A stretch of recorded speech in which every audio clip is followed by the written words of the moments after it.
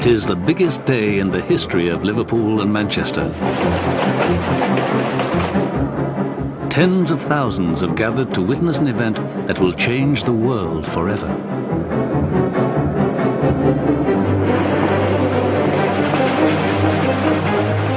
From today, an iron umbilical cord will join together the great twin cities of the Industrial Revolution. Steam and speed. These are the driving forces of their economy. A day in the life of a worker in these parts has already undergone radical change. While most people around the globe are getting up to work in fields, close to 100,000 Lancashire folk are clocking on at factories. There are more machines in this corner of Britain than in the rest of the world put together. One in particular is poised to propel the whole nation into the modern world.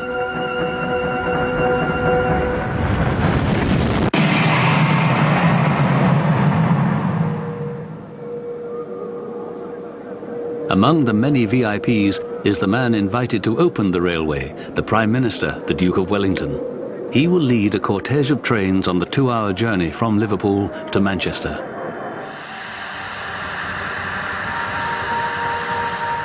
The most famous of the locomotives is Stephenson's rocket. It seems like a strange beast to the world's first train passengers. We were introduced to the little engine, which was to drag us along the rails. This snorting little animal, which I felt rather inclined to pat, was then harnessed to our carriage.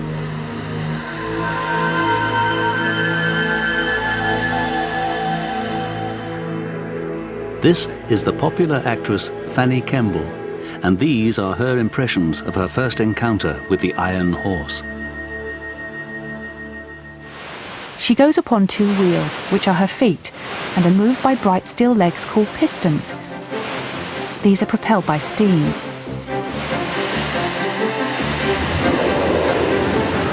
The coals which are its oats were under the bench.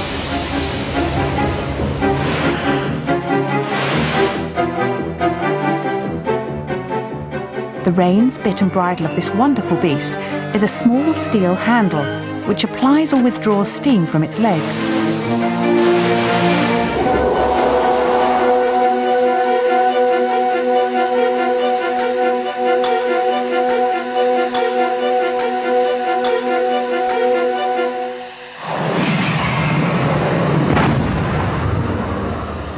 When the cannon fires to start the cortege, it blows a spectator's eye out.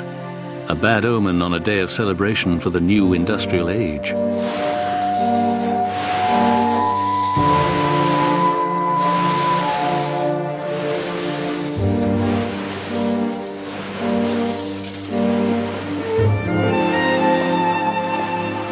This is the starting point for a mystery that continues to puzzle historians. The great conundrum of why the Industrial Revolution began where and when it did.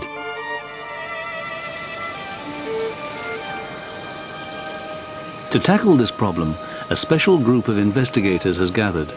They will pool their expertise in history, anthropology, science and economics. This kind of collaboration is unusual.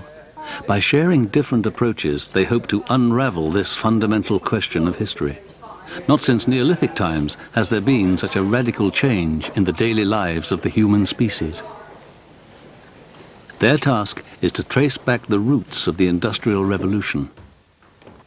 So one of the puzzles is certainly why England? Why then? Why England? For instance, what about France? There doesn't, to any intents and purposes, seem to be any reason why you would pick England, especially the Midlands and the northwest of England, over what was called then the great nation, France. In a series of leaps back in time, they will widen their perspective, eventually linking the rocket's journey to the dawn of agriculture 10,000 years ago. But first, they will take a snapshot of industrial Britain in 1830 and compare it to the other countries around the globe. Simon Schaffer is an historian of science. To understand why the locomotive made its first appearance in Britain, he looks at the technology that made it possible.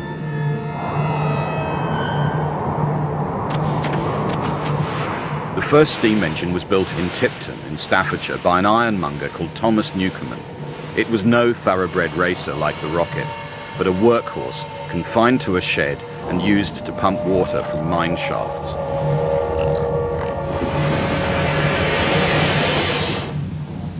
To build a stationary steam engine, which you're going to use basically as a pump, you need a cylinder which a piston can run up and down. You need a complicated feedback mechanism so that the motion of the piston can be turned into some kind of useful motion. And you need a boiler which isn't going to blow up and which can generate enough steam at high pressure regularly to run the whole machine. Now, for a piston like that, all the technology that goes into that comes from boring cannon.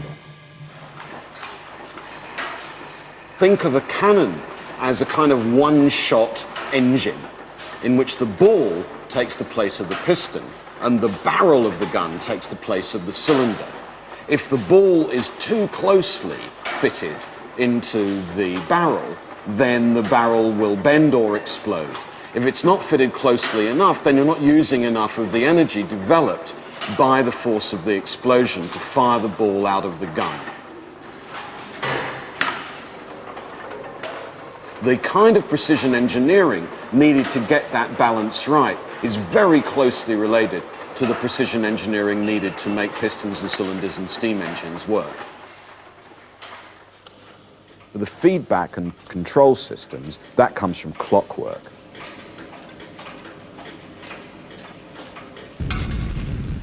And the boiler is the kind of thing with which brewers and distillers are really familiar.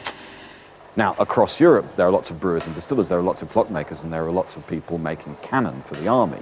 But what you get in Britain is people able to pull those together. So the key is system building. Stephenson is more impressive as a systems engineer than as an inventor. He pulls together in a single workable system a whole series of innovations and techniques that lots of different people have generated. So there's a clue to why this happens in England or Britain first. George Stephenson does not invent the locomotive, but is the first to see its potential as a carrier of people rather than of coal. As a lowly engineman working in a colliery, he takes apart one of Newcomen's engines to find out how it works. 15 years later, he is rich, the first to build trains on an industrial scale.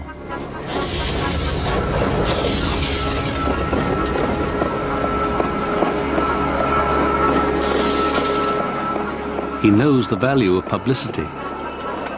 He deliberately packs his trains with the movers and shakers of the day, and moved and shaken they are. The engine set off at its utmost speed, 35 miles per hour, swifter than a bird flies.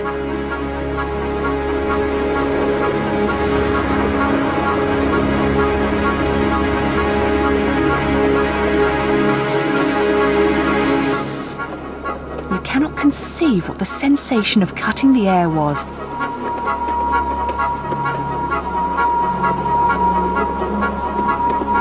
I stood up and with my bonnet off drank in the air before me. The wind, which was strong, or perhaps the force of our own thrusting against it, absolutely weighed my eyelids down.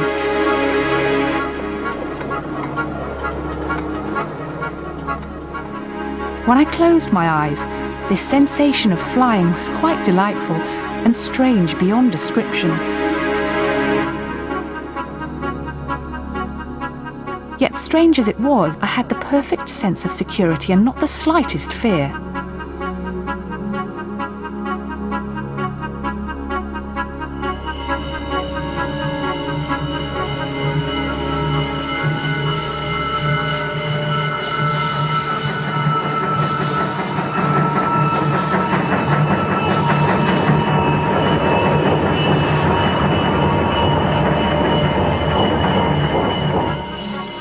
You can't really have this kind of railway system without hype.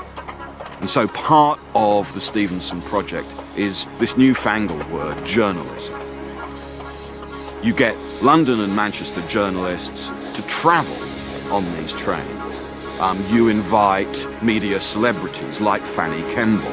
You make sure they have a very good time. You make sure George Stephenson, this rather rugged Geordie figure, is there to chat them up. There's a media blitz, partly to attract investors, but also partly to build up a sense not only of excitement, but also security. Nothing went wrong. We didn't fall over, we didn't break our arm, we saw the world in a completely new way, we had all these new experiences, but we came out living at the other end of the story. However, the driving force behind the railway is not the speedy transportation of people, but the explosive growth of the cotton industry.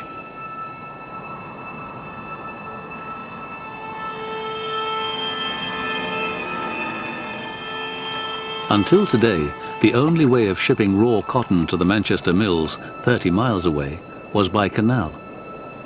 But canals were not to be sound investments much longer.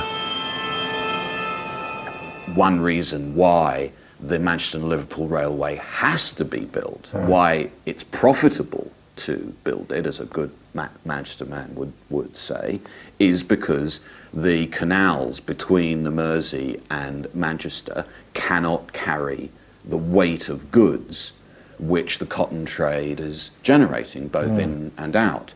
They get blocked.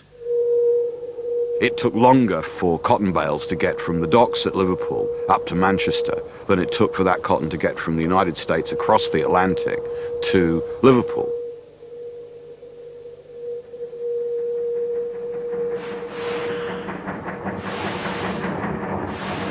After the Manchester and Liverpool Railway was built, you could have a businessman in Manchester who went to Liverpool in the morning, bought some cotton, brought it to Manchester, and he could do that 2 or 3 times in one day.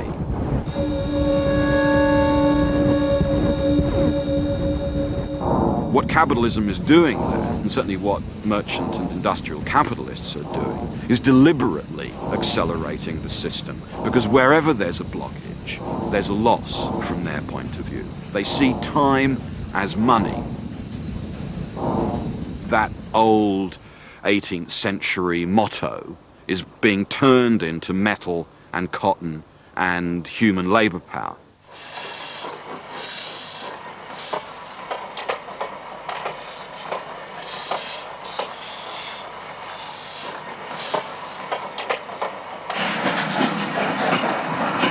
In 1830, there is one place where time can only mean money. Now, almost anything you can make by hand, a machine in a factory can make faster.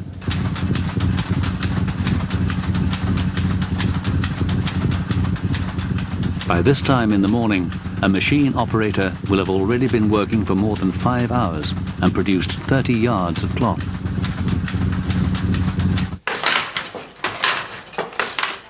A handloom weaver will only have produced 3 yards.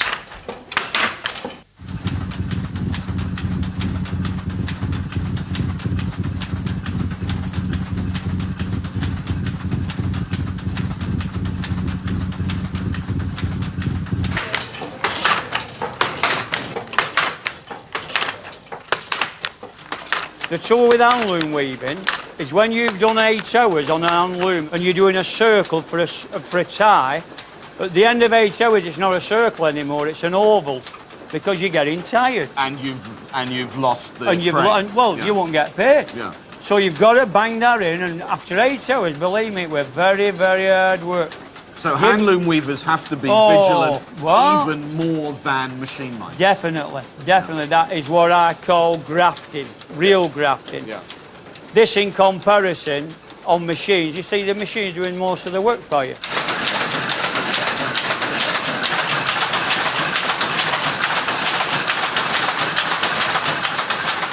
Why was it that this part of Lancashire, where we are standing now, is the first and principal place where you get this kind of automation of the whole cotton industry?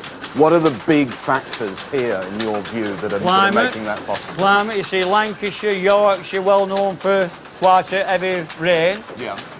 All Lancashire towns are nearly always in the valley, where you get dampness. Yeah. In summertime, in mills, when with no humidity, Yeah. the first thing you did when you walked in the mill, you used to slosh the floor with buckets of water to get some dampness in, Right. else they won't leave. Right, so we have to imagine a room like this full of, say, 1,000 looms in constant damp. Yeah. Constant Yeah, moisture. you needed that dampness Right. in the Because atmosphere. otherwise the thread Won't breaks. leave, just breaking all yeah, the time. Yeah, Yeah. yeah.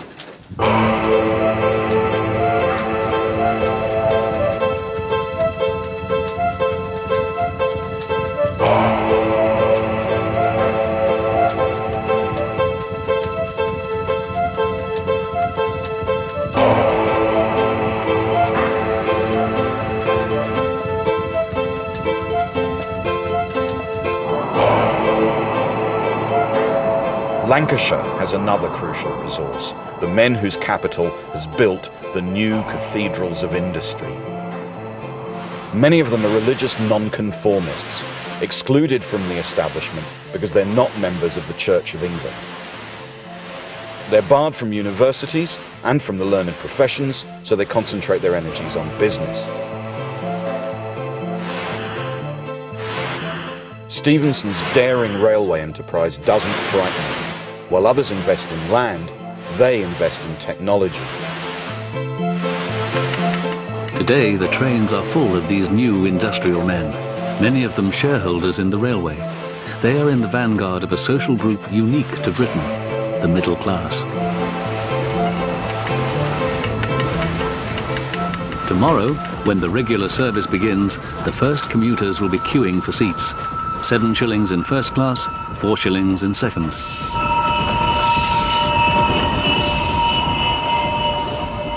The spending power of the middle class is creating the world's first consumer boom. Maxine Berg is an economic historian who has studied the origins of consumerism.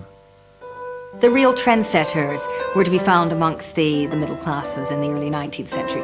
These were the main sources of the new consumption. They did aspire to some of the ways of life of the gentry, certainly.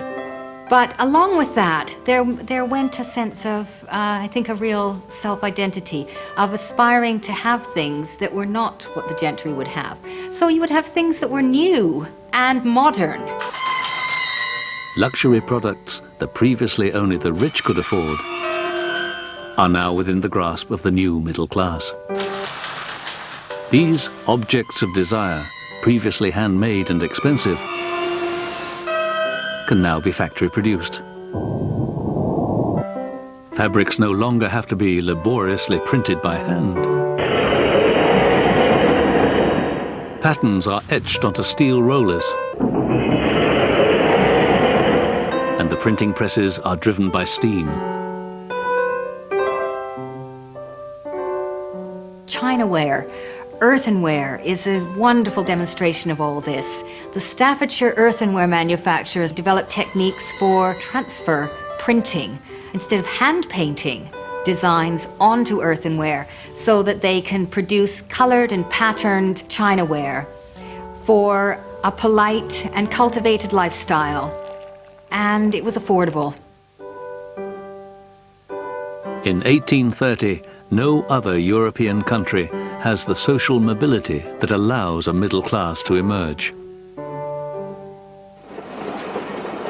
The wealth this new class generates is fueling the British economy.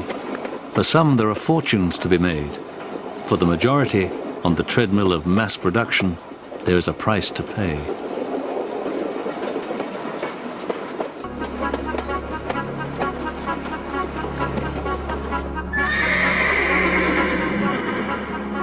As the rocket steams towards Manchester, it cuts through rural landscape.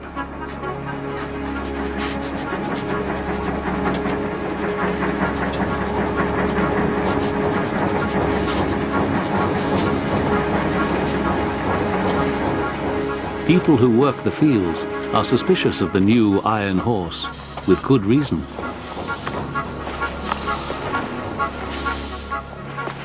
Machinery has already driven many of them out of their jobs.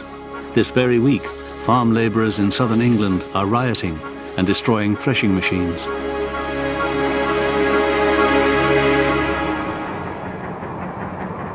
The unemployed are forced to move from the countryside to look for work in the factories. Now, the boom towns of the industrial age are growing faster than cities have ever done before.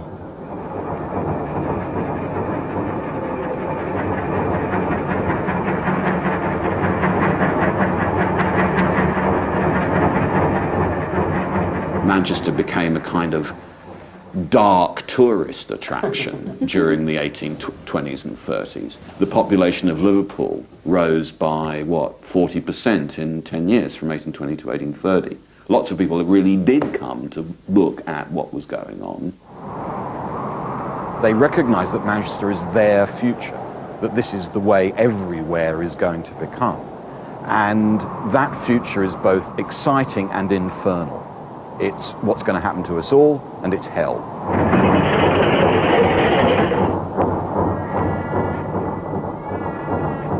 One tourist who has come to see the future is a 22-year-old German, sent to Manchester to work in a branch of his father's textile company.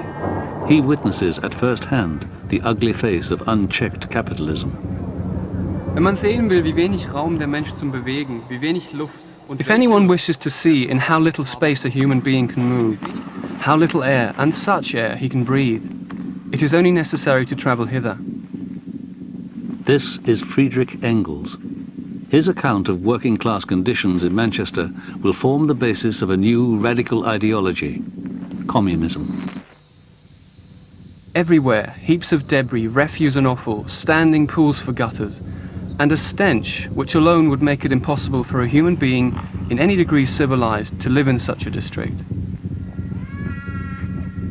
Often more than one family lives in a single damp cellar, in whose pestilent atmosphere 12 to 16 persons are crowded together. Das ist die Altstadt von Manchester, und wenn ich and upon rereading my account, I have to admit that it is not exaggerated, but not even dark enough to convey the true sense of grit, ruin and uninhabitableness of this district with its 20 to 30,000 inhabitants. How so many people